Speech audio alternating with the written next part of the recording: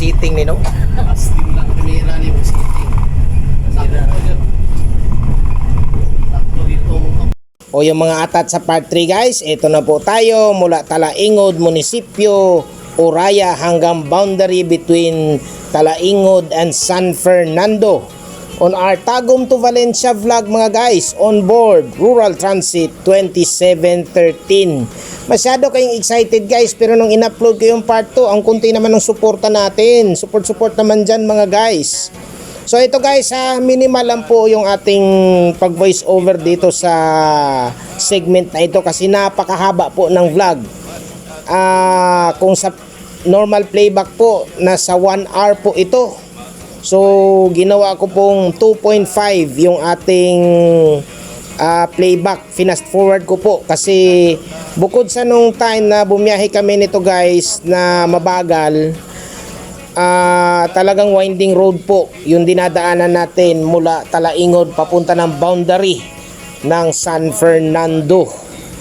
So ito guys, this was taken on their third day of operations. And nandito na po tayo sa sitio Salawaw sa Barangay Santo Niño in Talaingod, Davao del Norte. So sit back and tingnan nyo na lang po yung daan mga guys. Nga pala sa mga hindi familiar sa daanan na ito, it is suggested na dumaan po kayo dito ng umaga hanggang hapon. Huwag po kayong magpagabi kasi may mga areas po na walang barandilyas, especially doon sa may Oraya. Although medyo malayo, may shouldering naman siya, baka po mabulaga na lang po kayo kung hindi nyo kabisado yung daan mga guys. Medyo hindi lang pa kurba-kurbada, medyo malalim po yung mga bangin natin mga guys kasi overlooking po siya ng Davao del Norte, yung sitio Oraya mga guys.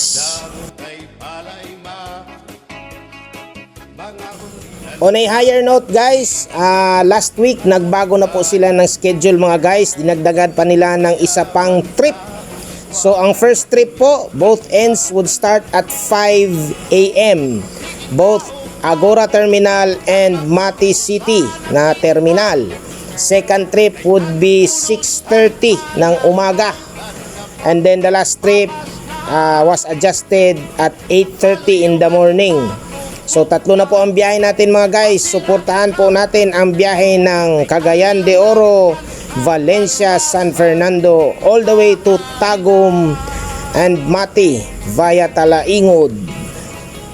Serviced by Rural Transit Mindanao Incorporated, Yakapin Branch mga guys.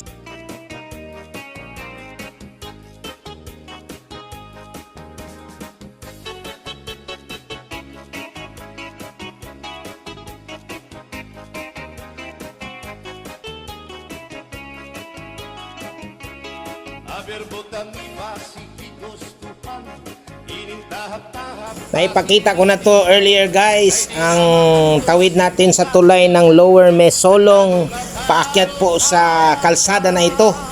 Matarik po siya mga guys. So sa mga baguhan driver po, ingat po sa ating mga biyahe sa pagdaan natin dyan sa Lower Mesolong going to Upper Mesolong or Mesolong, Sitio Mesolong, still in Talaingod, Davao del Norte.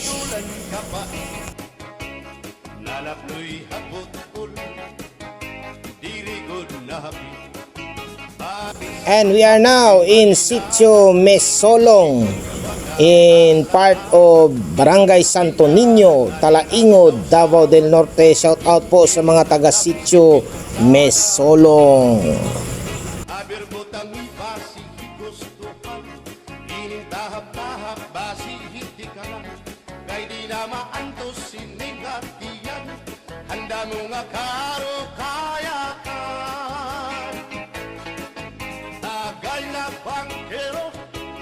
Bagay na ayaw balitot o kaya ito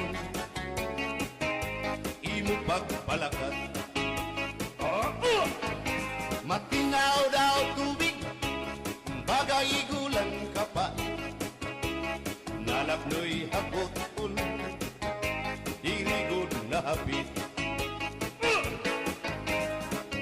Pansin nyo guys, yung onboard natin dyan na conductor at saka trainee driver, panay kaway-kaway kasi marami pong mga kababayan natin dyan sa Talaingod guys ang nakakita nitong bus na ito at saka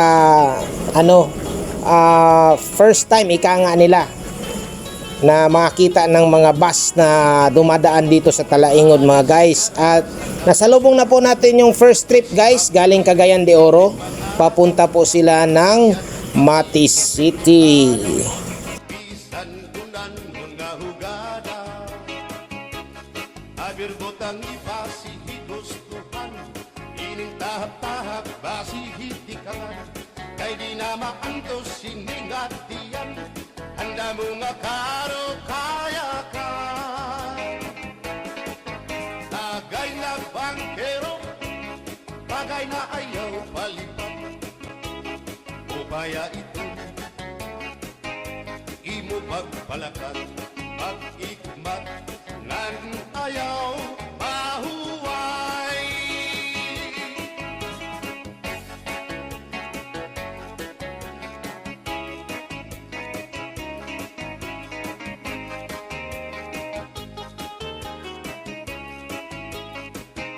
Sikat nga irin mo ang bahal nga tuba, kung pinabadisan kininawgan sinuba, hikupanhin sa baw, manok nga linaga, ang imo pag-apat, nagtitikarasan na, sige ang hugada, nga dahit mag-aga, kay haros nga tanan, mag-aram kumanta, kay makaritiwag, itong gitarista, kay bisan na idlip, nakakakumpanya. Kadam ang nabilig, ang bahal nga tuba, kay ang iarasa, damuan na hanga, ang mga okasyon, labi na kung patron, ang bahal nga tuba, among iraayon, ang mga bisita, diri nakaalam, ang bahal nga tuba, ang hinahampangan, sige ang hugada, na dahit magaga, kay makaritiwag, himadi kumanta. Alat tagay na, ipisi-pisi pa, sige na bangkero, ayaw paglangara, akong lapag inom, para pa kondisyon, kay bangin hit sunod, kamuan pakantahon. Alat tagay na, ipisi-pisi pa, sige na bangkero, ayaw paglangara, akong lapag inom, para pa kondisyon, kay bangin hit sunod, kamuan pakantahon.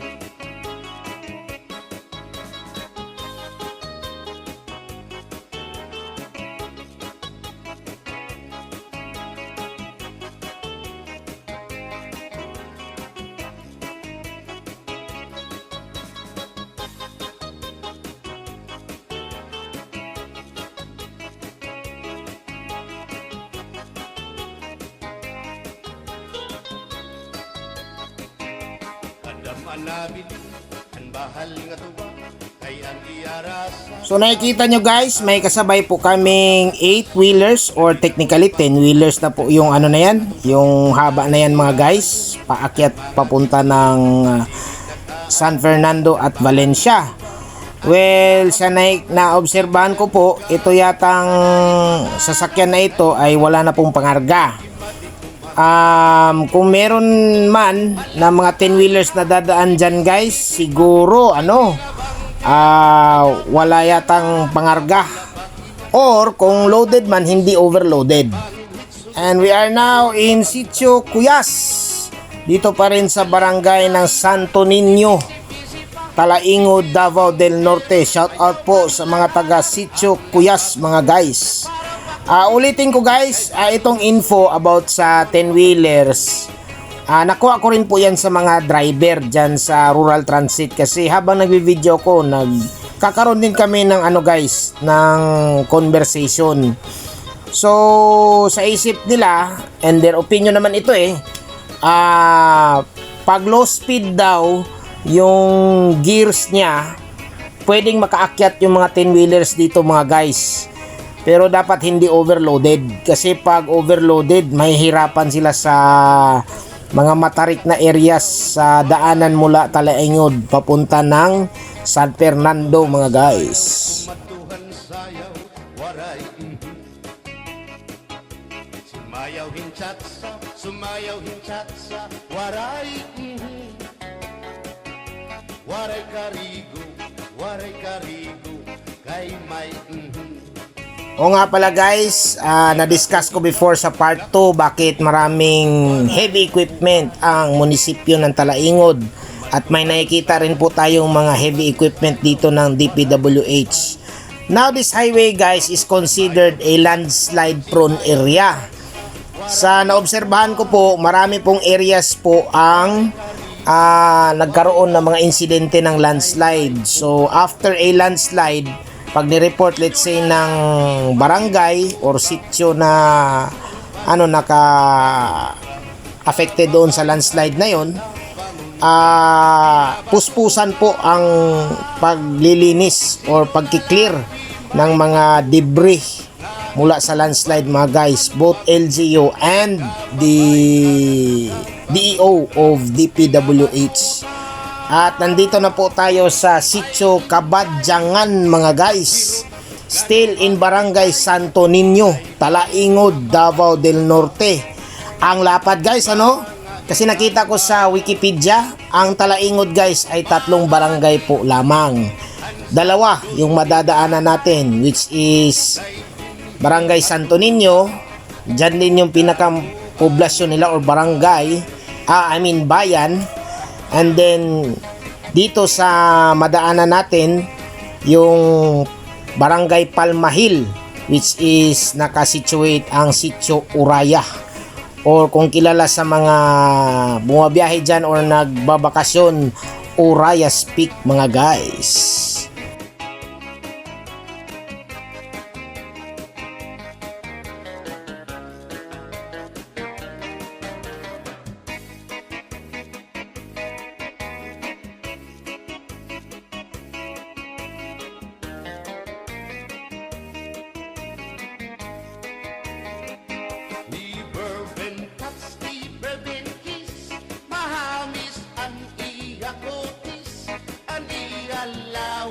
Bayagpis, aniya panit manipis, magbusak ang mga paa, aniya ini mapula-pula, baga-baga, hinhinog na makupa. Inin akong kuyaw, nag-edad palahin 16. Tungod kay bata. And here we are on, let's say, on the highest point of our journey guys, Sitio Uraya in Barangay Palmahil, Talaingod, Davao del Norte. Hindi ko lang na video guys, pero matatanaw nyo sa baba kung ano kalapad yung mga sagingan ng Davao del Norte. Makikita din yung mga packing plant buildings mga guys. So breathtaking yung mga views, kaya marami pong nag-i-stop over dyan mga guys. At meron na rin mga resorts dyan mga guys. And yun nga lang, ang downside po ng Sitio Uraya or Uraya's Peak is a landslide prone area mga guys. So after nung mga resorts, may mga areas po na nagkaroon din ng mga landslide. So halatang halata po kasi may mga stockpile or mga bagong kinliring lang mga guys. And then yung iba naman, walang barandilyas yung portion ng highway. Either, binago yung nilagyan ng riprap or nagka-landslide. So, inayos lang and then ni-repair yung kalsada, sinemento ulit. Pero nilagyan yata nila ng kanal dito na side mga guys. So, kung makikita nyo dito, on your left, bangin, on your right, kanal. So ingat po tayo sa portion na ito mga guys, kasi hindi pwede yung pa banking or pa fast and the furious na takbo mga guys. Takbong pogi lang po, takbong bakasyonista lang mga guys, for your own safety, pati na rin yung mga sakay nyo, lalo na yung mga sakay nyo, mga kapamilya nyo pa. So ingat po palagi. Lalo na yung mga gustong mag-adventure dito mga guys. Ito hindi to stockpile guys ha. This is yung katas ng landslide mga guys. Galing yan dyan sa bundok dito sa gawing kanan ko mga guys. Napusol ang laba para mapusog lagas ng bata. Tinidor lalaki, ang kutsara babae, kasaling lalamisan, abay nila, mga silya. Ang binubuhat hirap, susupot gula, nanay nagbibingkil, nahulog hati, tinidor nga lupot, ilong nga kutsara, karakiton loto, naluksuin sura. Tinidor kutsara, tinidor kutsara, tinidor kutsara.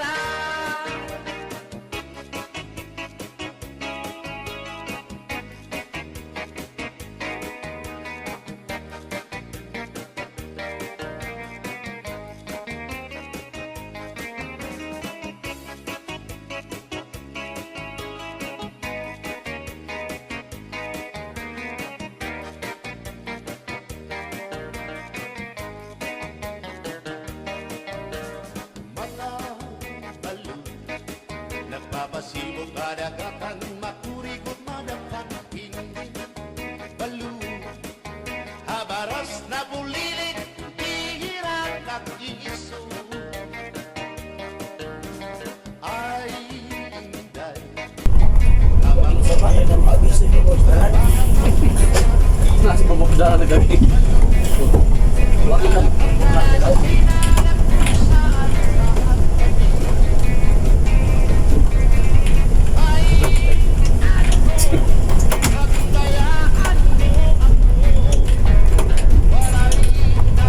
Puso din ba?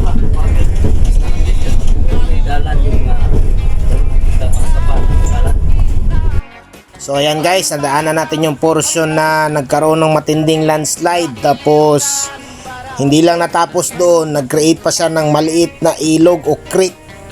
So I think gagawa na yata ng paraan ng DPWH na gawan siguro ng kanal sa ilalim yan guys. Aayusin ulit yung kalsada. And kasi common talaga yan guys, pag lalo na yung mga mountain side, tapos may mga dyan, spring, kagaya nito, ayan o. So kung malakas ang ulan, dadaloy talaga yung tubig doon, magko-concentrate, and then tatawid siya sa kalsada. Buti kung tubig lang, may kasamang mga putik at bato. So ayan guys, hindi naman sa nagdi-discourage sa inyo na bumiyahe dito inuulit ko, this is a landslide prone area. So magbiyahe tayo dito araw lang, lalo na yung mga hindi kabisado. Yung mga kabisado, kayo nang bahala doon mga guys. And as much as possible yung hindi maulan mga guys, lalo na kung lang, rides lang at saka bakasyon lang sa Oraya. Mas maganda kung dumaan dito maaraw para wala gaanong sagabal sa daan. Pag maulan kasi medyo mangangamba na tayo guys Pero hopefully itong ruta na ito guys mag-develop further. And DPWH Davao del Norte and LGU Talaingod is also doing their part. Pag may mangyaring mga landslide na kailangan lang linisin, talagang anuhin nila yan, gawa nila ng paraan na i-clearing agad yung nasabing affected area mga guys. At ilang minuto na lang po, malapit na po tayo sa boundary between Talaingod and San Fernando in Bukidnon mga guys. balsihon mo pa, kamakarahon, hatun makirita, habot nga hanplasa, ikawan na siya.